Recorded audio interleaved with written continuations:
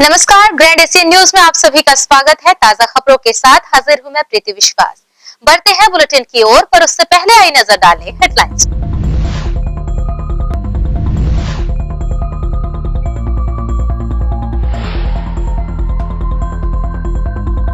होली पर्व के मद्देनजर पुलिस प्रशासन की तैयारी पूर्ण, जगह जगह लगाए गए बैरिकेड्स। हुड़दंगियों पर रहेगी नजर, शराब पीकर वाहन चलाने पर वाहन किए जाएंगे जब्त।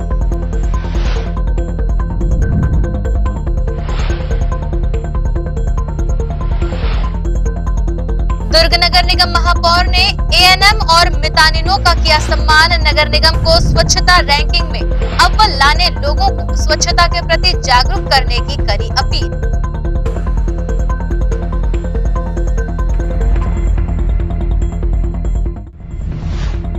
और शहर के सामाजिक संस्था ने आंगनबाड़ी केंद्रों का किया निरीक्षण। ढेरों अनियमितताएं आई सामने, कलेक्टर को ज्ञापन के माध्यम से कराया अवगत।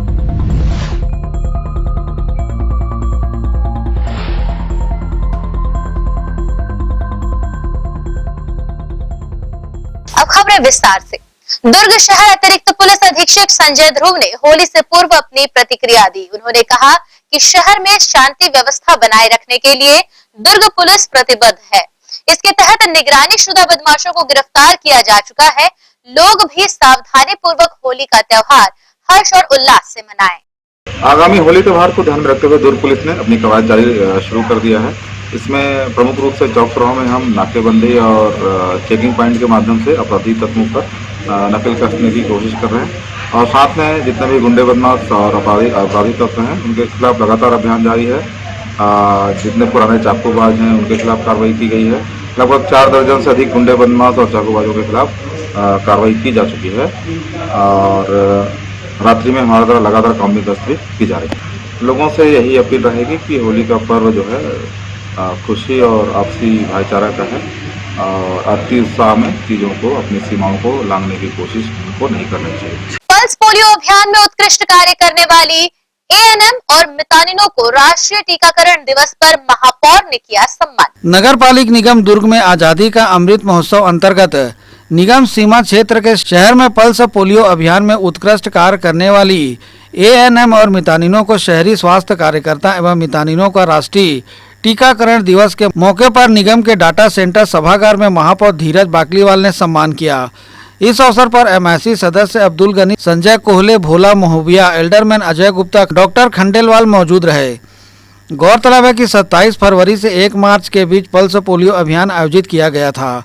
इस दौरान 0 से 5 वर्ष तक के 34,089 बच्चों को पोलियो की खुराक पिलाई गई थी। अभियान के दौरान अग्रिम पंक्ति के स्वास्थ्य कार्यकर्ताओं के योगदान को रेखांकित करने के लिए राष्ट्रीय टीकाकरण दिवस पर सम्मानित किया गया। साथ ही स्वास्थ्य कार्यकर्ताओं को कोविड-19 के दौरान विशेष उत्कृष्ट कार्य करने हेतु सम्मानित किया गया। इस अवसर पर महापौर धीरज बाकलीवाल ने सम्मानित हुई शहरी स्वास्थ्य कार्यकर्ताओं से अपील की और कहा कि दुर्ग को नंबर 1 लाने लोगों से संपर्क कर अभियान का हिस्सा बने। हम लोगों को 3 स्टार रेटिंग मिली है। अभी हम लोग सबकी ये इच्छा है और उस हिसाब से हम लोग मेहनत भी कर रहे हैं कि जो 7वां है हम और पहले आ जाए 10 के अंदर।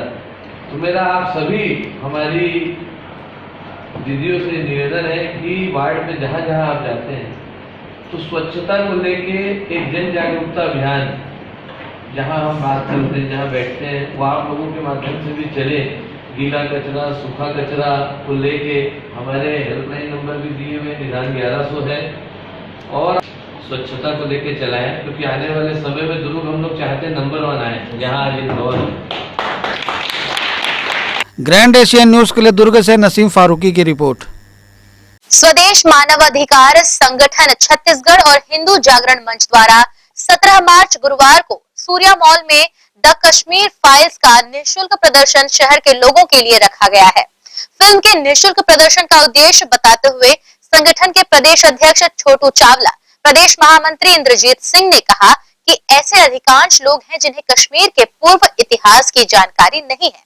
इस फिल्म के माध्यम से लोगों तक सभी जानकारी पहुंचे, यही हमारा उद्देश्य है। भाजपा व्यापार प्रकोष्ठ के भिलाई जिला संयोजक मधु शाह ने भी संगठन के इस आयोजन की सराहना की है। मैं छोटू चावला, स्वदेश मानवाधिकार संगठन प्रदेश अध्यक्ष, आज बहुत खुश हूँ कि हमारे प्रदेश के महामंत्री इंद्रजीत सिंह, हमारे सहयोगी व्यापार प्रकोष्ठ भिलाई के अध्यक्ष मधु शाह और प्रदेश के स्वदेश मानवाधिकार संगठन के कोषाध्यक्ष मिनाल चौहान, इन सब के प्रयास से और हिंदू जागरण मंच ग्रुप के प्रयास से संयुक्त रूप से PVR IT mall Nehru Nagar में द कश्मीर फाइल्स पिक्चर निःशुल्क एक दिन का शो दिखा रहे हैं और बहुत खुशी महसूस हो रही है कि आने वाला जो हमारा युवा वर्ग है वो कश्मीर कैसे हमारा एक अभिन्न अंग है और कश्मीर में हमारे कश्मीर पंडितों के ऊपर जो भी जुर्म हुए हैं वो इतिहास जो लोग जानते नहीं थे वो लोगों तक अगर हमारी इस पिक्चर के द्वारा पहुंच रही है और उसको हम अपनी जनता को दिखा रहे हैं और कई लोग कई संगठन इस पिक्चर का विरोध कर रही है, जबकि लोगों को ये होना चाहिए कि ये पिक्चर अगर हमारे कश्मीर के इतिहास और कश्मीर के पंडितों की कहानी अगर दुनिया के सामने ला रही है तो बढ़ चढ़कर इस पिक्चर का प्रचार करना चाहिए। लेकिन कई संगठन विरोध कर रही है, लेकिन स्वदेश मानवाधिकार संगठन ने पहल करके भिलाई में मॉल को फ्री पैसा दे के बुक करवाया और निःशुल्क भिलाई की जनता को वहां पे ले जाके पिक्चर दिखा रही है। और इसके लिए मैं इंद्रजीत सिंह और अपने सहयोगी मधु शाह, मिनाल चौहान और अपनी टीम के जितने भी स्वदेश मानवाधिकार संगठन और हिंदू जागरण मंच के कार्यकर्ता हैं उन सब बधाई के पात्र हैं। मैं उनको साधुवाद करता हूं कि उन्होंने इस पिक्चर को दिखाने का जो साहस और मन बनाया वो तारीफ़ काबिल है। और मैं इंद्रजीत सिंह को, प्रदेश महामंत्री स्वदेश मानवाधिकार संगठन को भी बधाई देता हूं कि आने वाले समय में वो ऐसा ही कार्य करें और समाज को अपने इतिहास का दर्शन करवाने के लिए, चाहे वो फिल्मों के माध्यम से हो चाहे किसी भी कार्यक्रम के माध्यम से हो, वो करना चाहिए और देश को एक सूत्र में बांधकर हिंदुत्व के भावना को लोगों के बीच में जगाना चाहिए। जय हिंद, जय भारत, जय छत्तीसगढ़। मैं इंद्रजीत सिंह, प्रदेश महामंत्री स्वदेश मानवाधिकार संगठन छत्तीसगढ़। कल 17 मार्च को सूर्या मॉल में दोपहर में संयुक्त रूप से स्वदेश मानवाधिकार संगठन और हिंदू जागरण मंच की तरफ से द कश्मीर फाइल्स फिल्म दिखाने का आयोजन रखा गया है, जिसमें कश्मीरी पंडितों के ऊपर हुए अत्याचार को जब दबा दिया गया था उस घटना को इसमें उजागर किया गया है।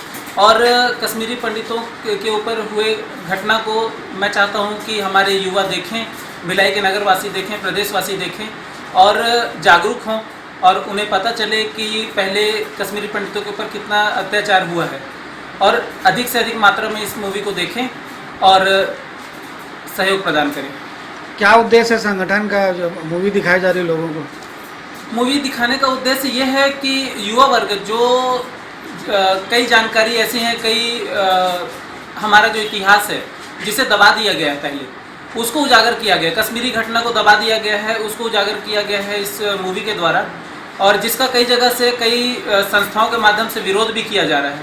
मैं उन सभी संस्थाओं का विरोध करता हूं जो इस मूवी का विरोध कर रहे हैं और आदरणीय मुख्यमंत्री जी से अनुरोध करता हूं कि जैसा कि दूसरे प्रदेश में टैक्स फ्री किया गया है इस मूवी को, इस प्रदेश में भी इस मूवी को टैक्स फ्री किया जाए और अधिक से अधिक मात्रा में युवाओं को, हमारे प्रदेशवासियों को इस मूवी को देखने के लिए प्रोत्साहित किया जाए।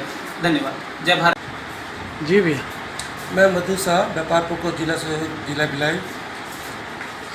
मैं, मेरे मित्र जो है मतलब स्वदेश मानवाधिकार संगठन द्वारा और हिंदू जागरण मंच द्वारा जो निःशुल्क सिनेमा दिखाया जा रहा है जिसका नाम है द कश्मीर फाइल्स, जो कल सूर्या मॉल में दिखाया जा रहा है, उसका समय 1:30 पे।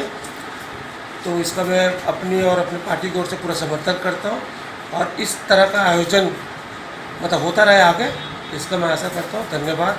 और इसके लिए मैं बहुत बहुत धन्यवाद हमारे छोटे चावला जी को दे रहा हूँ और इंद्रजीत भाई को, मिनाल चौहान को, विजय देवागन और अपने सभी साथियों को धन्यवाद। इसके साथ ही यहाँ रुक रहे हैं एक छोटे से ब्रेक के लिए। खबरों का सिलसिला लगातार जारी है, ब्रेक के उस पार।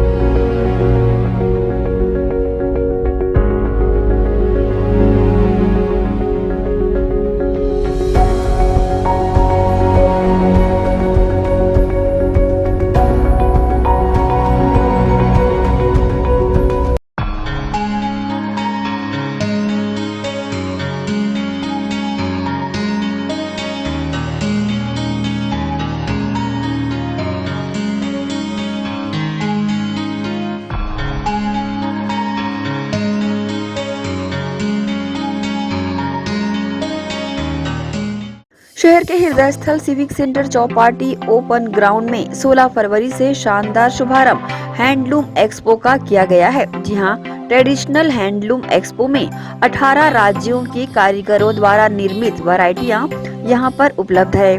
Cotton sari, cotton designer suit, home decor, आकर्षक खूबसूरत bedsheet, sofa cover, cushion cover, carpet, भरदोई, डिजाइनर दुपट्टे, खास बच्चों के लिए खूबसूरत परिधान, साथ ही साथ बंगाल व कलकत्ता की साड़ियों की अनेकों वैरायटियां, साथ ही पुरुष परिधान में कुर्ता पैजामा, मोदी जैकेट, नेहरू जैकेट व अन्य वैरायटियां, कश्मीर के पश्मीना से लेकर वर्क साड़ी, स्टॉल, कुर्ती, वही लखनऊ के प्रचलित लखनवी चिकन कुर्ती आदि। साथ ही साथ ट्रेडिशनल हैंडलूम एक्सपो में खान पान की सामग्री जिसमें आंवला अचार, आंवला मुरब्बा, मिर्ची का अचार, आम का अचार, मिक्स वेजिटेबल अचार, साथ ही साथ जायकेदार पापड़ की वैरायटियां, लहसुन के पापड़, आलू व उड़द मूंग के पापड़, किचन किंग रेडी मसाले भी, साथ ही खास दर्शकों की मांग पर अन्य वैरायटियां जिसमें आकर्षक ज्वेलरी, नग, कुंदन आदि से बनी ज्वेलरी शामिल है। यहाँ खरीदारी करने आए लोग काफी संतुष्ट नजर आए। वहीं दुकानदारों ने वैरायटियों के बारे में बताया। तो आप भी ये सुनहरा मौका हाथ से जाने ना दें और अपनी मनपसंद खरीदारी करने civic centre Chowpatty open ground जरूर पहुँचे और अपनी शादी पार्टीज को यादगार बनाएं। और हाँ, ग्राहकों की सुविधा व फायदे के मद्देनजर 20% की आकर्षक छूट यहाँ प्रदान की गई है। तो जल्दी करें, ये मौका हाथ से जाने ना दें।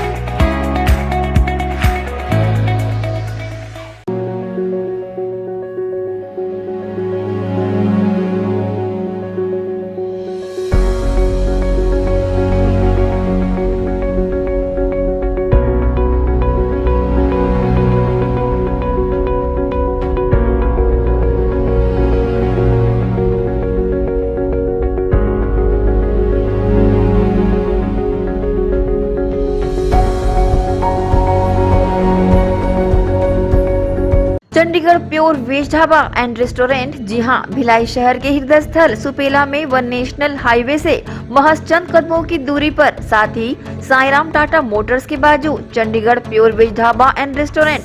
हमारे यहाँ चंडीगढ़ से आए कुक द्वारा सभी प्रकार के south Indian, Chinese, continental tasty food उपलब्ध हैं। पंजाबी कुलचा, इडली, सांभर वड़ा, सादा डोसा, मसाला डोसा, मंचूरियन, छोले भटूरे व साथ ही सभी प्रकार के pure veg dishes, tasty food के अलावा सेल्फी जोन जो कि खास आकर्षण का केंद्र है, साथ ही पार्टी की भी सुविधा। Chandigarh pure veg dhaba and restaurant, हमारा पता साईराम टाटा मोटर्स के बाजू सुपेला, भिलाई। टाटा शोरूम के पीछे में जस्ट हमने क्या है, पूरा पंजाब का थीम लेके आया हुआ है अभी यहाँ पर। जो हमारा ढाबा है बेसिकली जो कॉन्सेप्ट है चंडीगढ़ का थीम है, और जो हमारे कुक्स हैं स्पेशली हमने पंजाब और चंडीगढ़ से बीच में सारे कुक्स हमारे स्पेशलिस्ट हैं। और हमारा ढाबा नाम से है लेकिन मल्टी कुजिन रेस्टोरेंट है। इसमें साउथ इंडियन, नॉर्थ इंडियन और आपका कॉन्टिनेंटल, चाइनीज़ सारी वेराइटी हमारे पास है। तो एक बार अवश्य पधारें। Contact number 8196991110, 0788423096। तो अवश्य पधारें Chandigarh pure veg dhaba and restaurant. BM Shah super multi speciality hospital, 24 घंटे आपातकालीन सुविधाएं, जिसमें मॉडुलर ऑपरेशन थिएटर से सुसज्जित छत्तीसगढ़ के प्रतिष्ठित न्यूरो फिजिशियन न्यूरो सर्जन की सुविधाओं के साथ सड़क दुर्घटना में घायल मरीजों के लिए विशेष ट्रॉमा आईसीयू की सुविधा उपलब्ध है। हॉस्पिटल में हृदय रोग विशेषज्ञों की टीम के साथ एडवांस कैथ लैब की सुविधाएं, साथ ही जिसमें एंजियोग्राफी, एंजियोप्लास्टी, पेसमेकर की सुविधा उपलब्ध है। हॉस्पिटल में medical ICU, surgical ICU, NICU, burn unit के साथ डायलिसिस की सुविधा 24 घंटे उपलब्ध है। हॉस्पिटल के सभी वार्ड एयर कंडीशनर होने के बावजूद सबसे किफायती दरों में उपलब्ध। General ward, private room, deluxe room, super deluxe room की सुविधाएं उपलब्ध है। हॉस्पिटल में गायनिक डॉक्टर्स की एक्सपर्ट टीम नॉर्मल डिलीवरी एवं सिजेरियन के लिए सुविधा 24 घंटे उपलब्ध है। साथ ही साथ महिला एवं बच्चों के लिए अलग अलग वार्ड की सुविधा उपलब्ध है। हॉस्पिटल में सभी प्रकार की जांच जैसे MRI, CT scan, sonography, 2D echo, ECG, EEG, endoscopy, x-ray, खून एवं पेशाब की जांच की सुविधा बेहद किफायती दरों में उपलब्ध है। हमारा पता PM Shah multi speciality hospital and research centre, Shastri Nagar, Supela, Bhilai, Chhattisgarh. Phone number 77730 77711 77730 77722।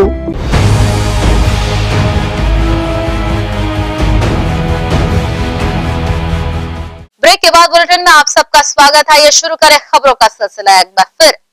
Andhra Pradesh के निर्माता कहे जाने वाले महान क्रांतिकारी पोट्टी श्री रामुलु की जयंती भिलाई तेलुगु समाज द्वारा मनाई गई, जिसमें छत्तीसगढ़ के पूर्व मंत्री बदरुद्दीन कुरैशी शामिल हुए और सभी ने मिलकर पोट्टी श्री रामुलु के स्मारक पर उन्हें याद करते हुए अपनी श्रद्धांजलि अर्पित की।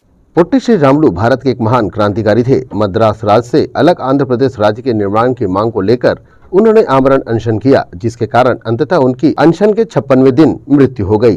परंतु उनकी मृत्यु ने मद्रास सरकार पर इतना असर डाला कि आंध्र प्रदेश की स्थापना आखिरकार हो ही गई। भारत में भाषा के आधार पर राज्यों के निर्माण के निर्णय के पीछे उनकी असामयिक मृत्यु बहुत बड़ा कारण सिद्ध हुई। आज उन्हीं महान क्रांतिकारी पोट्टी श्री रामुलु जी की जयंती भिलाई तेलुगु समाज के पदाधिकारियों एवं समाज के लोगों द्वारा उनके स्मारक पोट्टी श्री रामुलु चौक पर इन्हें श्रद्धांजलि देकर मनाई गई एवं इनके कार्यों को याद करते हुए उन्हें नमन किया गया और उनके बताए मार्गों पर चलने का संकल्प लिया गया। सर्व तेलुगु समाज सहित कार्यक्रम में उपस्थित लोगों ने पोट्टी श्री रामुलु जी के स्मारक पर श्रद्धांजलि अर्पित की। साथ ही कार्यक्रम में विशेष तौर पर उपस्थित पूर्व मंत्री बदरुद्दीन कुरैशी ने भी समाज के लोगों के साथ मिलकर स्मारक पर माल्यार्पण किया एवं पुष्प अर्पित कर उनके द्वारा किए गए कार्यों को याद किया। पोट्टी श्री रामुलु जी का जन्म 16 मार्च 1901 में हुआ था और उन्होंने अपने जीवन की अंतिम लड़ाई के तौर पर पृथक आंध्र प्रदेश राज्य के लिए संघर्ष करते हुए अपने प्राणों की आहुति दे दी थी। इसका विशेष दिन ये है कि रामुलु जी का जन्म मद्रास के छोटे से गांव में इनका जन्म 1901 में हुआ। आज 121वां जन्मदिन हम लोग मना रहे हैं। इस खुशी में हमारे भिलाई के गौरविंद श्री माननीय श्री बी.डी. कुरैशी जी की उपस्थिति में और श्यामालाल साहू जी की उपस्थिति में हम इनकी जयंती को बड़े हर्षोल्लास के साथ मना रहे हैं। इससे गौरविंद होने का और बड़ा क्या हो सकता है। हमारे नगर वासियों को और हमारे समाज के लोगों को बी.डी. कुरैशी जी, श्यामालाल साहू और हमारे समस्त समाज के लोगों का एक बड़ा ही उपकार रहा है, जिनके सहयोग तन मन धन से हो रहा है और ये कार्यक्रम को हर साल हम सफल मनाते हुए आ रहे हैं। आगे भी हम चाहते हैं कि इसी तरह बी.डी. कुरैशी जी का, श्यामालाल साहू जी और जितने भी अन्य समाज के वरिष्ठ अधिकारी लोग हैं अपना कीमती समय देते हुए हर साल हर्षोल्लास के साथ शहीद पोट्टी श्री रामुलु जी का जन्मदिन मनाते रहेंगे। इसके साथ अपना सब आज के दिन दुनिया के इतिहास में जब तक इतिहास लिखा हुआ है, जब तक उनका नाम अमिट रहा है। साथियों, उन्होंने आंध्र की आज़ादी के लिए और आंध्र को प्रदेश बनाने के लिए उन्होंने जो आंदोलन किया और उनका आंदोलन इतना लंबा रहा, सालों आंदोलन चला और चलने के बाद भी जब तक मांग पूरी नहीं हुई वो फिंगर स्ट्राइक में भूख हड़ताल में बैठे रहे। आज उनकी जयंती के अवसर पर हम सब तमाम लोग आंध्र से संबंधित और भी जो प्रोविंस के लोग हैं, राज्य के लोग, उनकी जो संघर्ष रही वो अमिट थी, उसको कभी नहीं भूलेंगे। आज हम उनके जयंती के अवसर पर श्रद्धांजलि अर्पित। पट्टू श्री रामुलु एक ऐसे क्रांतिकारी कहे जाते हैं जिन्होंने तेलुगु भाषा भाषी लोगों के लिए संघर्ष किया और अपने प्राणों की आहुति देकर भी अपने मकसद में कामयाब हुए। इसलिए सिर्फ तेलुगु समाज ही नहीं, सर्व समाज इनकी जयंती पर उन्हें नमन करता है और ऐसे संघर्ष की गाथा को सभी को सुनाता भी है। ग्रैंड एशियन न्यूज के लिए भिलाई से संतोष शर्मा की रिपोर्ट। वहीं दुर्ग पुलिस ने युवाओं के शरीर में टैबलेट गोलियों के जरिए खून में जहर घोलने वाले 5 आरोपियों को गिरफ्तार किया है। इनके पास से लगभग 67,000 गोलियां और टैबलेट बरामद की गई हैं, जिसकी कीमत लगभग 60 लाख रुपए आकी गई है। दरअसल न्यू खुर्सीपार स्थित श्याम मेडिकल से 4 लोग स्कूटी के माध्यम से कार्टून भर के नशीली दवाइयों का खेप ले जा रहे थे। इसी दौरान पुलिस ने इन सभी को गिरफ्तार किया है। मामले में नामी कंपनी का एमआर और मेडिकल संचालक भी शामिल है। दुर्ग पुलिस ने सभी 5 आरोपियों को गिरफ्तार कर आगे की कार्रवाई तेज कर दी। दुर्ग पुलिस के द्वारा नशे के खिलाफ एक अभियान चलाया जा रहा है और चूंकि इस दौरान होली का त्यौहार है और जिसके तारतम्य में एसएसपी महोदय के द्वारा नारकोटिक सेल और खुर्सीपार थाने की टीम को पृथक से लगाया गया था कि होली को देखते हुए यदि इस प्रकार की गतिविधियां पाई जाती हैं तो उनको राउंड अप करें। उसी पर से हम लोगों ने 5 आरोपियों को, जिसमें एक महिला आरोपियां हैं, और उनसे 67,000 टेबलेट्स, नशे के टेबलेट्स को जब्त किया है। और इसमें पूरा चैन हम लोगों ने चैन को ख़त्म किया है। जहाँ से माल सप्लाई होता था, मेडिकल संचालक के बाद जो नीचे के फैटलर थे उन सबको, तो इसमें एक पूरा चैन हम लोगों ने क्रैक किया है और लगभग 30 लाख के रुपए के टेबलेट्स मार्केट रेट में उसको रिकवर किया। ये एक अच्छी सफलता है जो होली से पहले। निश्चित तौर पर होली को देखते हुए हम अपनी कार्रवाई को और तेज करेंगे अभी, क्योंकि होली को शांतिपूर्वक मनाया जाना है और जो पुलिस इसके लिए प्रतिबद्ध है। होली के बाद भी इस प्रकार की गतिविधियों के खिलाफ हमारी कार्रवाई लगातार जारी रहेगी। भाजपा व्यापार प्रकोष्ठ और स्वदेश मानवाधिकार संगठन छत्तीसगढ़ के पदाधिकारियों द्वारा सांसद विजय बघेल का जन्मदिन उनके निवास स्थान पर मनाया गया। इस अवसर पर 62 केक सांसद से कटवाकर उन्हें जन्मदिन की बधाई और शुभकामनाएं। स्वदेश मानव अधिकार संगठन छत्तीसगढ़ और भाजपा व्यापार प्रकोष्ठ द्वारा दुर्ग सांसद विजय बघेल का जन्मदिन अनूठे तरह से सांसद निवास स्थान पर मनाया गया। गाजे बाजे और ढोल नगाड़ों के साथ 63 केक लेकर पहुंचे संगठन के पदाधिकारी छोटू चावला, व्यापार प्रकोष्ठ के मधु शाह, मिनाल चौहान, इंद्रजीत सिंह, विजय देवांगन ने सांसद का पुष्पहार और गुलदस्ता भेंट कर स्वागत किया। तत्पश्चात सांसद विजय बघेल ने सभी केक को काटकर उपस्थित लोगों का मुंह मीठा कराया। इस अवसर पर सांसद विजय बघेल ने अपनी प्रतिक्रिया दी। प्रेमी लोग हैं, मेरे स्नेही लोग हैं और सब मुझे इतना प्यार देते हैं कि मैं उनके प्यार के बदौलत आज जो जिस पद पर हूँ वहाँ हूँ। और यही प्रेम मेरे लिए ताकत है, हिम्मत है। किसी पद से बड़ा प्रेम का पद होता है, सम्मान का पद होता है, स्नेह का पद होता है, आत्मिक संबंध का पद होता है। और वही मेरे साथियों के साथ, मेरे भाइयों बहनों, मेरे युवा साथी, मेरे बुजुर्गों, मेरे बच्चों के साथ है। और आज मैं इस पद के अलावा मैं कुछ नहीं चाहता। जहाँ प्रेम है वहाँ सब कुछ है। बड़े बड़े पद इसके आगे बहुत छोटे हैं। स्वदेश मानव अधिकार संगठन के छोटू चावला, व्यापार प्रकोष्ठ के मधु शाह और विजय देवांगन ने अपनी प्रतिक्रिया दी। मैं मधु शाह इस शुभ अवसर पर हमारे सांसद महोदय श्री विजय बघेल भैया जी को बहुत बहुत बधाई देता हूँ, हार्दिक शुभकामनाएं देता हूँ उनके जन्मदिवस पे। मैं अपनी ओर से, अपनी टीम की ओर से, प्रदेशवासियों की ओर से, सभी की ओर से उनकी मंगल कामना करता हूँ और बड़े भैया ईश्वर से प्रार्थना करता हूँ कि इसी तरह खुश रहे, मिलनसार रहे और उनका आशीर्वाद हमें हर समय प्राप्त होता है। धन्यवाद। जय भारत, जय छत्तीसगढ़। आज स्वदेश मानवाधिकार संगठन छत्तीसगढ़ एवं व्यापार प्रकोष्ठ भिलाई की ओर से आज हमारे क्षेत्र के लोकप्रिय सांसद और सबसे बड़ी चीज़ हम लोग के पारिवारिक सदस्य विजय बघेल जी का जन्मदिन हम लोग हर्षोल्लास से मनाया गया और हमारी टीम बड़े हर्षोल्लास से यहाँ आई और विशेष तौर पर आज वो 62 वर्ष पूर्ण करके 63 वर्ष की ओर विजय बघेल जी बढ़ रहे हैं।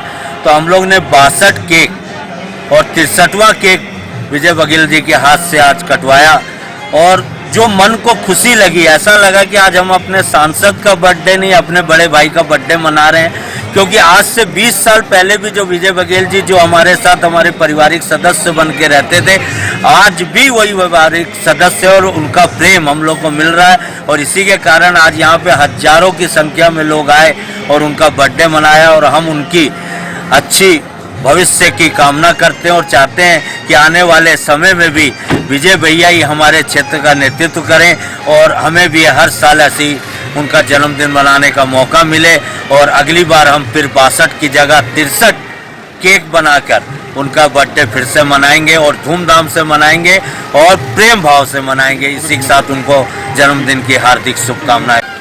आज हम अपनी टीम के साथ, जो टीम हमारी व्यापार प्रबंध जिला भिलाई से है, जिसके जिला कार्य समिति प्रदेश कार्य समिति के सदस्य श्री छोटू चौला जी, जिला व्यापार प्रकोष्ठ अध्यक्ष मधु शाह जी और जिला सहसंयोजक इंद्रजीत जी, जिला प्रचार प्रसार मंत्री श्री मिलन चौहान जी और मैं विजय देवांगन, हम सब ने मिल करके आज विजय बघेल भैया जी के 62वें जन्मदिन पे बहुत ही हर्षोल्लास के साथ उनके 62 जन्मदिन के मनाते हुए 62 केक उनके हाथों से, उनके कर कमलों से कटवाए और लोगों को बंटवाए। साथ में लोगों ने खाना भी खाया और हमारे साथ पूरा शहर, पूरा मोहल्ला, पूरा जिला आ जा करके उनका जन्मदिन मनाया।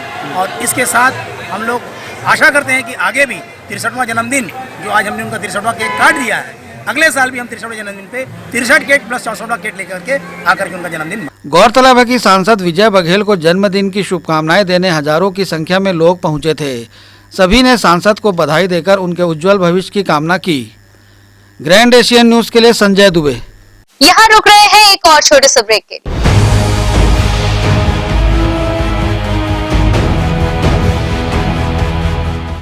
हर्पिस, HIV एड्स और हेपेटाइटिस ये वायरस जन्य रोग है। ये ज्यादातर रक्त धारा में मौजूद होता है, जिसमें एक तंतु अनुवांशिक अणु होता है। हर्पिस मुख्यतः 3 प्रकार के होते हैं: herpes simplex, herpes genitalis, herpes zoster. Herpes simplex और हर्पिस जेंटिलियस ये स्त्री और पुरुषों के गुप्तांगों में होता है। ये पुरुष के गुप्तांगों में दाने, छाले, जलन, लाल होना, खुजली के रूप में, इंद्रियों को ढकने वाली चमड़ी का क्रेक होना, फटना, लगातार बुखार, मुंह में छाले होना, शरीर कमजोर होना के रूप में होता है। हर्पिस जोस्टर शरीर में पानी भरे खपोले की तरह जो दर्द, जलन, चमचमाहट, खिंचाव के साथ उभरते हैं, इससे शरीर का कोई भी अंग निष्क्रिय हो सकता है। कोई भी एंटीबायोटिक गोली या मलहम इस रोग को दबा देता है, जिससे इस रोग के समाप्त होने का एहसास होता है, परंतु वो सिर्फ धोखा है। इस बीमारी का इलाज वायरो रिसर्च एवं स्किन केयर क्लिनिक द्वारा तैयार किए गए विशेष आयुर्वेदिक रस रसायन द्वारा संभव है। संपर्क करें doctor HC Agarwal, doctor VK Agarwal, viro research एवं skin care clinic, Swaroop talkies के सामने, स्टेशन रोड, दुर्ग। मैं जब अपने बालों को कोम करती थी तो मेरे काफ़ी ज़्यादा बाल कोम्बिंग से टूट जाते थे और सीजनल चेंजेस की वजह से डैंड्रफ भी होता था। फैमिली में भी कुछ लोगों को ये प्रॉब्लम थी। तब मुझे मेरी फ्रेंड ने वास्तुगुरु जी हेयर ऑयल सजेस्ट किया, जिसके सिर्फ 2 यूजेस बाद ही मुझे ऐसा लगा जैसे मेरी स्कैल्प क्लीन महसूस हो रही है और सिर्फ 4 वॉशेस बाद ही मेरी हेयर फॉल और डैंड्रफ की प्रॉब्लम ऑलमोस्ट जड़ से खत्म हो गई। और इस ऑयल की सबसे अच्छी बात यह है कि ये होममेड है और उससे भी अच्छी बात यह है कि ये वर्क करता है।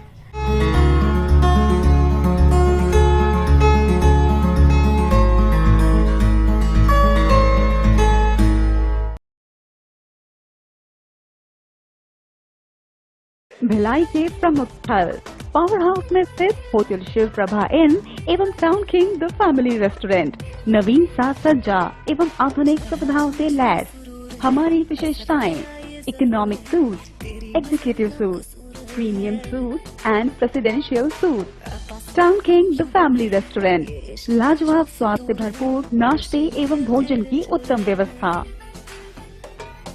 Banquet hall, party hall, conference hall, free Wi-Fi internet, new elevator, travel assistance, safe deposit vault and godown, special tariff plan for corporate, marriage and other functions.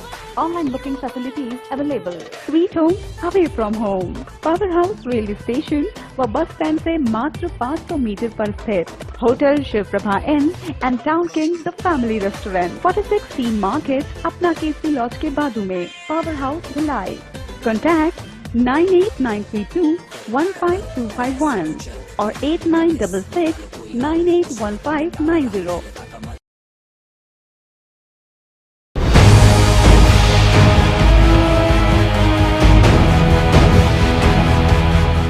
Break के बाद बुलेटिन में आप सबका एक बार फिर से स्वागत है।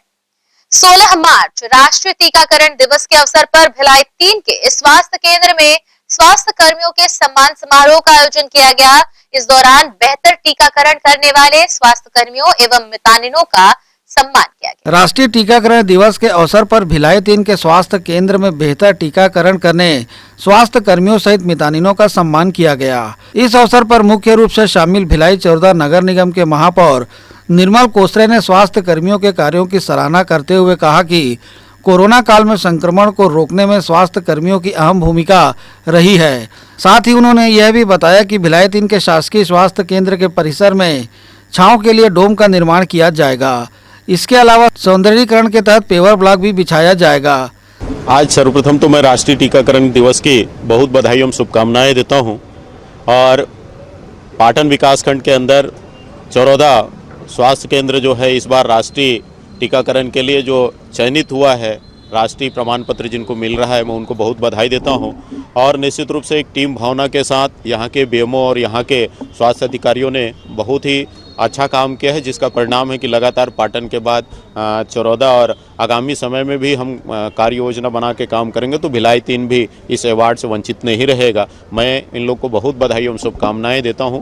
निश्चित रूप से निरंतर स्वास्थ्य की दिशा में इनकी जो सजगता और सरलता है उनसे आप देखे होंगे कि कोविड के समय में भी इन स्वास्थ्य विभाग के स्टाफ का जो सजगता रहा उससे कोविड की थर्ड वेव काफ़ी निरंतर नियंत्रण में रही और थर्ड वेव से बचे और आज देश लगभग कोविड के समापन की ओर है। चूँकि माननीय मुख्यमंत्री जी का अभिनव पहल है, स्वास्थ्य शिक्षा से किसी भी प्रकार का कंप्रोमाइज़ नहीं करना है।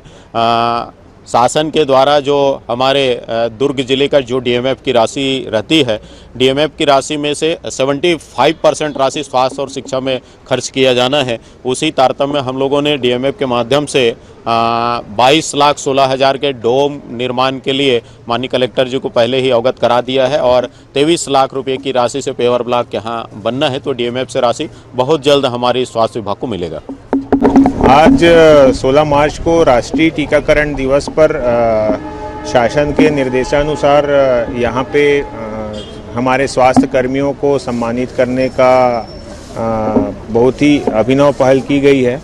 उस तारतम्य में यहाँ भिलाई 3 चरोदा नगर निगम के महापौर निर्मल कोसरे जी की मुख्य आतिथ्य में और सभापति मैडम, पार्षद मैडम, मितानिन, हमारे स्वास्थ्य विभाग के कर्मचारी सबकी उपस्थिति में आज हमारे एएनएम और मितानिन बहनों का सम्मान किया गया है, जिसमें अभी पल्स पोलियो कार्यक्रम हुआ था उसमें सर्वाधिक उपलब्धि और कठिन परिस्थितियों में लोगों को, बच्चों को टीकाकृत करने का जो बहुत अच्छा उत्कृष्ट कार्य किया है उनको सम्मानित किया गया। इससे हम सभी स्वास्थ्य विभाग के लोगों को एक बहुत अच्छा मोटिवेशन भी मिलेगा और आगे स्वास्थ्य सेवाओं को और सुदृढ़ करने में गुणवत्तापूर्ण सेवाएं देने में बहुत फायदा होगा। धन्यवाद। इस अवसर पर खंड चिकित्सा अधिकारी आशीष वर्मा, प्रभारी चिकित्सा अधिकारी स्मृति पांडे, स्वास्थ्य सुपरवाइजर सैयद असलम एवं एमआईसी सदस्य उपस्थित रहे। ग्रैंड एशियन न्यूज के लिए शैलेंद्र खरे। कल्याण सेवा जन जागृति संगठन के प्रदेश अध्यक्ष सुमन शील द्वारा संगठन के पदाधिकारियों के साथ शहर की विभिन्न आंगनबाड़ी केंद्रों का निरीक्षण किया गया। निरीक्षण के दौरान आंगनबाड़ियों में अनेक अनियमितताएं देखने को मिली, जिसकी वजह से कुपोषित और गर्भवती महिलाओं को आंगनबाड़ी केंद्रों का लाभ नहीं मिलने की बातें भी सामने आई। सामाजिक कार्यकर्ता सुमन शील ने बताया कि आंगनबाड़ी केंद्रों में रेडी टू ईट में भारी भ्रष्टाचार सामने आया है। कई महिलाओं ने उनसे शिकायतें भी की हैं। उन्होंने बताया कि तमाम तथ्यों से जिला प्रशासन को अवगत करा दिया गया है। साथ ही संबंधित परियोजना अधिकारी और अन्य पर कार्रवाई करने की मांग की गई है। आंगनबाड़ी केंद्रों में सालों से व्याप्त अनियमितताओं को लेकर सुमन शील ने ग्रैंड एशियन न्यूज से खास चर्चा की।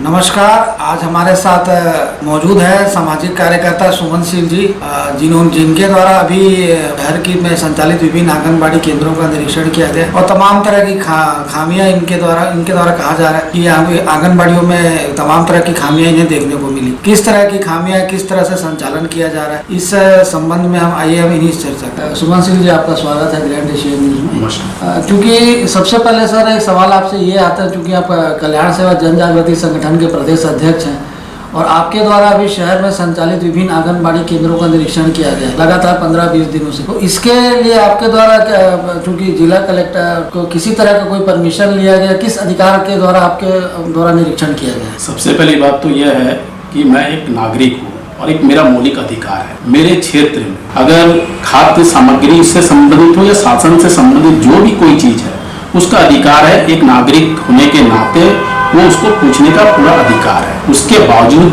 हम लोगों ने इस निरीक्षण की जानकारी जिला कलेक्टर को दी गई है और उसके पश्चात हम लोगों ने निरीक्षण करने का यह कार्य प्रारंभ किया, जिसमें कई अनियमितता पाया गया और बच्चे के साथ जिस प्रकार की एक तरह से दुर्गति भिलाई नगर निगम क्षेत्र में देखा जा रहा है, उस प्रकार का कहीं ना कहीं इस प्रकार लग रहा है कि यह अगर दुर्गति पूरे जिले या छत्तीसगढ़ में हो रही है तो ये बिहार के चारा घोटाला से कम घोटाला नहीं होगा।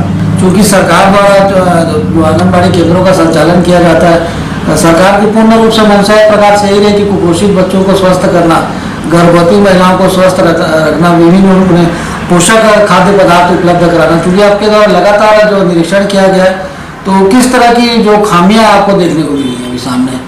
सबसे पहली बात ये कि एक केंद्र सरकार और राज्य सरकार दोनों के द्वारा महिला बाल विकास के माध्यम से कुपोषित बच्चे एवं गर्भवती जो महिलाएं होते हैं उनके लिए रेडी टू ईट दिया जाता है। साथ ही कई योजना है। उसके अलावा बच्चे जो 5 साल के बच्चे होते हैं उन्हें भी भोजन जैसे सामग्री दिया जाता है। परंतु हम लोग जब उस स्थल पर पहुंचे, जैसे कि संतोषी पारा शिवाजी नगर जैसा एक क्षेत्र है जहां पर कि आज से 2 साल पहले वहां आंगनबाड़ी हुआ करता था, उसी आंगनबाड़ी को कुछ दूरी पर भेज दिया गया जहां पे 3 आंगनबाड़ी संचालित हो रही है। अर्थात जहां पे कि जो लोग वहां पहुंच सके कि नहीं पहुंच सके उनको उससे कोई लेना देना नहीं है। तो वहां पे हम जब पहुंचे तो एक छोटा सा मतलब नाम मात्र का जिसमें 10 से 15 बच्चे ही बैठ सकते, तो वहां पे 440 का एक तो बिल दिखाया जा रहा है। दूसरा चीज है कि 110, 120 की संख्या बताया जा रहा है। तो ये समझ में आ रहा है कि कहीं ना कहीं जो रेडी टू ईट है, सबसे पहला ये रेडी टू ईट जितनी बढ़ रही है उससे कई अधिक मात्रा में इनके महिला बाल विकास के कंप्यूटर में लोड किया जा रहा है और शासन से इनका पैसा लिया जा रहा है। तो ये कहीं ना कहीं ये जांच का पूरा विषय है और इस जांच के तहत में जब हम लोग और डीपली घुसे तो कुछ लोग हमसे सवाल जवाब जरूर पूछते थे, क्या आप कहां से आए, आप परियोजना अधिकारी से पूछे क्या? तो मैंने पहले ही एक शब्द बताया कि यह हमारा मौलिक अधिकार है, वहां क्षेत्र का हर व्यक्ति जानकारी ले सकता है। यहाँ तक कि कई लोगों के द्वारा आपत्ति किया गया, कुछ लोग पत्रकार बन के हमारे पास आए, हमें विभिन्न प्रकार की बातें भी हमारे साथ किया गया। तो सबसे अच्छी है कि जब हम वहां पहुंचे तो एक नोटबुक भी रहता है, रजिस्टर में हम जाके देख रहे हैं, जबकि दिनांक 1 तारीख का मंगलवार का दिन था, शिवरात्रि का कार्यक्रम था। तीसरा कि यहाँ पे पल्स पोलियो के लिए ड्यूटी लगे हुए थे, उसके बावजूद जब हम आंगनबाड़ी केंद्र में पहुंचे तो उनको द्वारा बताया गया कि हमने इस महीने का रेडी टू ईट बांट दिए। जब हम उनसे पूछ रहे हैं कि एक रेडी टू ईट हमको दिखाइए, तो उस रेडी टू ईट दिखाने में वो सक्षम अधिकतर आंगनबाड़ी द्वारा देखा गया। दूसरा, जिन लोगों के द्वारा आंगनबाड़ी पर बताया गया कि हमने रेडी टू ईट बांट दिया और कोई रेडी टू ईट जो दिखाया है वो जनवरी महीने का। जब हम उस क्षेत्र से पूछे तो कई लोगों ने यह भी बताया कि फरवरी महीने में हमने रेडी टू ईट नहीं हमको मिला है।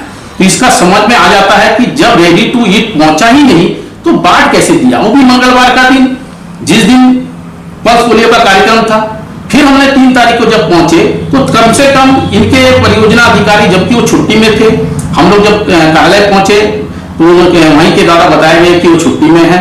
फिर भी हमने स्थल पे जब पहुंचे तो फिर अनियमितता पाया जा रहा है। तो कहीं बच्चे जो कि 10-5 बच्चे मिले कहीं कहीं, और कहीं कहीं तो 1 बजे के उपरांत सारे आंगनबाड़ी केंद्र बंद मिले। तो ये कहीं ना कहीं इसका बहुत बड़ा जांच का विषय है। और इसमें मुझे जिस प्रकार की जानकारी मिलने के बाद मैंने जिला कलेक्टर को भी इसकी पूरी जानकारी से अवगत कराया है। कलेक्टर से मुलाकात नहीं, अपर कलेक्टर से मुलाकात हुआ था, तो अपर कलेक्टर जी ने खुद बोला कि यह आपका जो उद्देश्य है वो आपके सिस्टम को सुधारने का है, इसलिए एक बार कलेक्टर साहब से भी मिल लीजिएगा। तो हम लोग कलेक्टर साहब से एक बार मिलेंगे और यदि इस पर जल्द ही कोई नहीं होता तो इसकी शिकायत ये करेंगे, क्योंकि यह बहुत बड़ा खेल हमको दिख रहा है। तो मैंने पहले ही बताया कि ये बिहार जैसे चारा घोटाला से के समान ना हो, क्योंकि ये बच्चों का भोजन के रूप में है, खाद्य पदार्थ के रूप में, और इसमें सेंट्रल गवर्नमेंट और राज्य सरकार की जो मंशा है कि कुपोषित बच्चे कुपोषण से छुटकारा पाए, तो ये जिस प्रकार का घोटाला है वो असंभव दिखेगा। लगभग कितनी आंगनबाड़ी केंद्रों का आपके द्वारा निरीक्षण किया गया? हम लोगों के द्वारा 16 आंगनबाड़ी हम लोगों के जहां जहां पहुंच सकते थे, क्योंकि हमको हमारे पास सूची नहीं था, तो भी हमने पहुंचे हैं। यहाँ पर कई आंगनबाड़ी में तो इस प्रकार की अनियमितता देखा गया कि वहां पे बच्चे के लिए कोई पानी नहीं है, बच्चे के लिए कोई पंखा नहीं है, यहाँ तक कि वहां पे जो पदार्थ जो दे रहे हैं उनके रिकॉर्ड में केवल ये दिया जा रहा है कि भाई हमने उनको भोजन सामग्री दे रहे हैं, जबकि एक महिला समूह के आंगनबाड़ी में ये दिख रहे हैं कि 1 तारीख का या 2 तारीख का हम लोग पहुंचे थे तो 8 तारीख का रजिस्टर में मेंटेनेंस किया हुआ है, वो भी एक जांच का विषय है। दूसरा, एक आंगनबाड़ी पहले संचालित होती थी अमन महिला स्व सहायता समूह को, उनको हटा दिया गया। उसमें पता चला कि उसमें कि जो समूह को हटाया गया है वो सक्षम बताया गया, जबकि जिस समूह को इन लोगों ने काम के लिए दिया है तो उनके पास ये भी जानकारी मिली है कि उनके पास फूड लाइसेंस नहीं है। तो बच्चे के साथ जिस प्रकार की जीवन के साथ खिलवाड़ हो रहा है यह देखने को हमें मिला है। इसलिए इस पे कौन दोषी है इसकी जांच प्रशासन को करना चाहिए, और यदि प्रशासन नहीं करती है तो इसको चीजों को लेके हम जनप्रतिनिधि से मुलाकात करेंगे, चाहे वो पक्ष के विधायक हो, चाहे विपक्ष के विधायक हो, चाहे वो सांसद हो, चाहे राज्यसभा सांसद हो, और इसकी सही कार्रवाई नहीं की जाती है तो इसके लिए हम लोग को जमीन में भी उतरना पड़ेगा, क्योंकि बच्चों के जीवन का, क्योंकि आपके द्वारा लगातार निरीक्षण किया गया तो बच्चों के पालकों से किसी तरह की कोई चर्चा कभी किसी आंगनबाड़ी में हुई कि यदि हुई है तो उनका क्या कहना है? बच्चे के पालकों से, कई बच्चों के पालकों से हमने मुलाकात भी की है, उनके चीजों से उनका हमने लिखित रूप से भी लिया है। तो कई बच्चे के पालक में जिसको कुपोषित बच्चे हैं, वो बच्चे को तो आंगनबाड़ियों के द्वारा ये बताया जाता है कि आपका कोई सामग्री नहीं आया है, जबकि कोरोना काल के समय में जब 2020 में जब कोरोना काल के समय लॉकडाउन हुआ था तो एक आदेश था कि घर घर जाके ये रेडी टू ईट चीजें बांटा जाए, परंतु 2 साल में अगर सही जांच किया जाए तो 2 साल में कहीं ना कहीं अधिकतर आंगनबाड़ियों के द्वारा ये वितरण नहीं किया गया, जिसके संबंध में जब हम लोग और वहाँ के क्षेत्रवासियों की जब खुद आके बोलने लगे कि हमें एक बच्चा जिसको कुत्ता काट दिया था, उस बच्चे को वहाँ के आंगनबाड़ी बोलती है कि इसकी जिम्मेदारी हम क्यों लेंगे, हम यहाँ से लेके जाएंगे, तो उसको खाद्य सामग्री देने में इस प्रकार की कठिनाई हो रही है। तो और भी जो योजना है, जैसे कि गर्भवती महिला है 5,000 रुपए गर्भवती डिलीवरी में मिलता है, जिनके पास अपना श्रमिक कार्ड है होता है उन्हें 15,000 मिलता है, तो ये भी मिल रहा है कि नहीं मिल रहा है, ये भी जांच का विषय है। क्योंकि कुछ लोगों से हमने जो पूछा तो उन्होंने भी ना बताया कि हमें कुछ नहीं मिला है राशि, तो इसलिए हर विषय में इसकी जांच होनी चाहिए। क्योंकि आप आंगनबाड़ी केंद्रों का खुलासा हमें नाम बता सकते हैं जिनके द्वारा, जिनके यहाँ आपके द्वारा जाया गया और प्लस वहाँ पे आपको खामियां देखने को मिली? किन किन आंगनबाड़ियों के निगरानी में? यहाँ सबसे पहली बात है कि एक अम्बेडकर नगर में कोका अम्बेडकर नगर में एक आंगनबाड़ी चल रहा है, संतोषी पारा में एक आपका सतनाम धाम के बाजू में चल रहा है, वहीं पे वो जो आंगनबाड़ी है उसके जस्ट बाजू में जो शिवाजी नगर से हटके यादव मोहल्ले में गया है, और उसी के 100 मीटर की दूरी में केची मोहल्ला है, वहां पर एक आंगनबाड़ी है।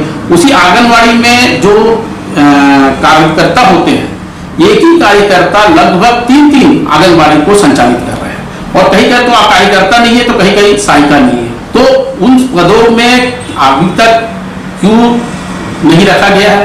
क्योंकि इतने बेरोजगार है, उसके बावजूद भी पद खाली रहने के बावजूद उसमें नहीं भरना, और कहीं कहीं तो ऐसे सहायिका मिले हैं जो पढ़ लिख के M.Com तक किए हुए हैं, वो सहायिका के पद में है, तीसरा, 3 दर्शन मंदिर के सामने में एक आंगनबाड़ी केंद्र हमको मिला, जिसमें कि जब हम वहां पहुंचे तो वहां सहायिका उपस्थित थी, बच्चे कोई नहीं थे। फिर हमने उनसे जानकारी जब लिए तो उनके जब अंदर घुसे तो सिर्फ कड़ी पाया गया। हमने पूछा कि बच्चों को आप क्या कड़ी खिला रहे हैं, तो उन्होंने बताया कि कार्यकर्ता द्वारा हमको बताया, जो बताया जाता है हम वही भोजन कराते हैं। कुछ देर के बाद वो बाहर निकल के कुछ बच्चों को बुला लेती है। जब बच्चे वहां पहुंचते हैं तो उसमें से 3 बच्चे जो यादव परिवार के रहते हैं, तो 3 जो बच्चे उसी दिन एडमिशन लेने के लिए आते हैं। तो इस प्रकार का जो खेल है, फिर कुछ हम दूर में और जगह जाते हैं, जैसा कि प्रेम नगर कैंप एक मस्जिद के पीछे और रामनगर मुक्ति धाम के जस्ट पीछे 3 आंगनबाड़ी लगे हुए हैं। अर्थात जो बच्चे वहां पे जा रहे हैं तो कहीं ना कहीं दूर के ही आंगनबाड़ी की तरफ बसाया गया है, तो वो बच्चे कहां पहुंचेंगे? जब आपका क्षेत्र को छोड़ के कहीं दूर आंगनबाड़ी पहुंचा रहे हैं, तो इनकी मंशा ये नहीं है कि लोगों को या जरूरतमंदों को, हितग्राहियों को, या जो आज कुपोषित बच्चे हैं उन्हें खाद्य सामग्री मिले और रेडी टू ईट मिल सके। तो इनका सीधा छुपाने का ही उद्देश्य है। और जब आप खुद देखेंगे, रसीद हमने जब देखा है 440 संख्या में वितरण हुआ है। ये संख्या आपको हर अधिकतर आंगनबाड़ी, मतलब हम अगर इसमें आकलन करें तो हर अधिकतर आंगनबाड़ी में दिखाया जा रहा है 440 की संख्या में हमने रेडी टू ईट बांट दिया, जैसे बाकी बिहार के द्वारा। एक संतोषी महिला समूह के द्वारा बांटा जा रहा है। तो ये दोनों जहां अधिकतर पहुंचे हम लोगों ने, एक बाकी बिहारी और एक संतोषी महिला स्वयं सहायता समूह का है, जो कि जब बांटे जा रहे हैं तब उसमें संख्या 440, तो बच्चे है नहीं, लोग है नहीं, तो 440 के हिसाब से अगर आप कैलकुलेशन करेंगे तो एक समूह को अगर 3, 4, 5 जगह बांट रहे हैं तो एक आगे मतलब स्वयं सहायता समूह ही करीब 3 से 4 लाख रुपए का बिल बना के प्रस्तुत कर रहे हैं और उसको पास भी हो रहा है। और कहीं ना कहीं परियोजना अधिकारी अगर उसमें उनका कहीं ना कहीं सहयोग नहीं है तो अभी तक इस पर ध्यान क्यों नहीं दिया गया, ये सबसे बड़ा सवाल है। क्योंकि रेडियो टू ईट में लगातार, जैसा आपके द्वारा बताया जा रहा है कि लगातार घालमेल हो रहा है, जो कुपोषित बच्चे, गर्भवती माताओं बहनों को इसका लाभ नहीं मिल पा रहा है। तो ये आखिर ये पैसा जा कहाँ रहा है? जो भी आ रहा है रेडियो टू ईट से संबंधित है, ना बढ़ रहा है ना बच्चों तक पहुँच पा रहा है। तो आखिर ये आपको क्या लगता है कि इसमें कौन ऐसा शख्स जो मिला हुआ है जिसकी वजह से जरूरतमंदों तक ये चीजें नहीं पहुंच पा रही हैं? सबसे पहले तो जो बांटने वाले स्वयं सहायता समूह है, और मेरे को सबसे बड़े दिखता है कि इतनी बड़ी एक खाद्य सामग्री जो बच्चों के जीवन से संबंधित है, उसे तो शासन को किसी अपने ही व्यवस्था से करना चाहिए। से कृषि विभाग होता है, उनके माध्यम से उस पदार्थ को बांटना चाहिए था, परंतु इन लोगों ने महिला स्वयं सहायता समूह के माध्यम से बांटने का कार्य किया है क्योंकि महिलाओं को रोजगार दे सके। परंतु उसमें मैंने पहले बताया कि जो महिला स्वयं सहायता समूह है वो कहीं ना कहीं उच्च अधिकारियों से मिली भगत करके जब वहां पहुंचाया जा रहा है, अब उसका टेस्टिंग परियोजना अधिकारी के द्वारा किया जाता है कि नहीं, उससे ऊपर अधिकारी के द्वारा किया जाता है कि नहीं, क्योंकि खाद्य पदार्थ की सामग्री है। अब जो बढ़ता है और जब रसीद, सबसे बड़ा रसीद जो वहां पे रिसीव हो रहा है, तो उसकी जानकारी तो ऊपर अधिकारियों को है। तो क्या वो अधिकारी उस स्थल पर जाकर लोगों से मुलाकात किए? मैंने ये भी बताया कि कई परिवार है जिसका हमने लिखित रूप से कलेक्टर जी को अवगत करा दिए हैं कि ये परिवार है, ये मोहल्ले हैं जहां पर कि बच्चों को सामान नहीं मिल पा रहा है। बच्चे पे जब जाते हैं तो अगर कुछ दिन, 1-2 दिन के उपरांत अगर पहुंचते हैं, क्योंकि मालूम नहीं चल पाता है उनको, जब वहां पहुंचते तो पता चलता है कि रेडी टू ईट बढ़ चुका है। और सबसे बड़ा चीज है कि जब जनवरी महीने का रेडी टू ईट अब वर्तमान में मिल रहा है, मार्च महीने के 2 तारीख को, 3 तारीख को, 4 तारीख को, जबकि कि हमने एक रेडी टू ईट के संबंध में एक कोका मंडल बाजार के सामने में एक आंगनबाड़ी है, हम जब 1 बजे पहुंचे करीब तो वहां पे पता चल रहा है कि वो आंगनबाड़ी बंद होकर चले गया है। उसी के सामने में पीछे में एक निवासित सीसी मुजुमदार जी रहते हैं, उनसे फोन नंबर लेके कि जब हमने फोन किया तो पूछते हैं कि आप कौन हो, तो हमने बताया कि भाई ऐसा। फिर हमने हमारे द्वारा जो अनुमति जानकारी देके जो कागज दिया गया है उनको भेजा जाता है, उसके बाद भी वो बताने में असक्षम है कि हम रेडी टू ईट बांटे हैं कि नहीं। तो ये पूछते भी है कि भाई आपने परियोजना अधिकारी से मिले क्या, आप परियोजना अधिकारी जी को फोन लगाया क्या? हमारा कहने का मतलब है ये तो मेरा मौलिक अधिकार है और हर नागरिक का अधिकार है। भाई मेरे बच्चे हो चाहे मेरे समाज के बच्चे हो, हर समाज के बच्चा हमारा बच्चा है और उसके जिंदगी के साथ अगर कोई खिलवाड़ हो रहा है तो उसकी आपत्ति करना सबका अधिकार है। और परमिशन किस बात की? भाई हमारे ही टैक्सों के द्वारा ये चीज वितरित होता है, चाहे केंद्र सरकार की योजना हो चाहे राज्य सरकार की योजना है। ये तो हमने आज जाके जिस प्रकार का ये कर रहे हैं तो कहीं ना कहीं जितने हमारे चुने हुए जनप्रतिनिधि हैं उनको ये कार्य करना चाहिए था। सुमन जी, चूंकि अभी एक अमन महिला स्व सहायता समूह की महिला है जिनके द्वारा पूर्व में इनका संचालन किया जाता था रेडी टू ईट का, अभी उनके समूह को चूंकि बंद कर दिया गया है। उनका कहना है कि वैधानिक रूप से पूरी तरह से इसका संचालन करते हैं कि क्या वजह बंद कर दिया गया है, और उनके साथ जो महिलाएं जुड़ी हुई थी इस कार्य में वो भी पूरी तरह से बेरोजगार हो चुकी हैं, और यह कार्य दूसरी क्षेत्र की महिलाओं को दे दिया गया। तो इसमें आपका क्या कहना है? देखिए, सबसे पहले मैंने बात चीज को कहा कि कुछ महिला स्व सहायता समूह जो पहले से चल रहे थे उन्हें हटा दिया गया। इसका अर्थ ये होता है कि वो ईमानदारी से कहीं ना कहीं काम कर रहे थे और इनको कहीं ना कहीं उच्च अधिकारियों को खटका होगा, क्योंकि जिस अमन महिला स्व सहायता समूह को हटाकर आनंद महिला स्व समूह को काम को दिया गया है। तो सबसे बड़ी बात यह है कि आनंद महिला स्व सहायता समूह के पास क्या फूड लाइसेंस है, क्या उनके पास अनुभव है, क्योंकि ना ही उनको अनुभव के लिए कोई ट्रेनिंग दिया गया है, ना ही फूड लाइसेंस तक उनके पास है, क्योंकि ये जानकारी हमें मिली है। इसलिए ये बहुत बड़ा जांच का विषय है, क्योंकि उनके द्वारा जो खाद्य सामग्री बनाकर बांटा जा रहा है वो सामग्री में क्या जहर नहीं हो सकता? तो क्या बच्चों को जो खाद्य सामग्री दिया जा रहा है बिना अनुभव के, तो और जिस समूह को आपने बोला कि अमन एक बुजुर्ग महिला के द्वारा जो संचालित हो रहा था, उनके करीब 14-10 को भी मेंबर होंगे, उनको काम से हटाया गया है। उनको यह बताया जा रहा है शासन के द्वारा कि यह समूह सक्षम है। अरे भाई, सक्षम तो आपके बाकी बिहारी स्व सहायता समूह के भी है, सक्षम तो आपके संतोषी स्व सहायता समूह जिनके पति खुद बीएसपी कर्मचारी है।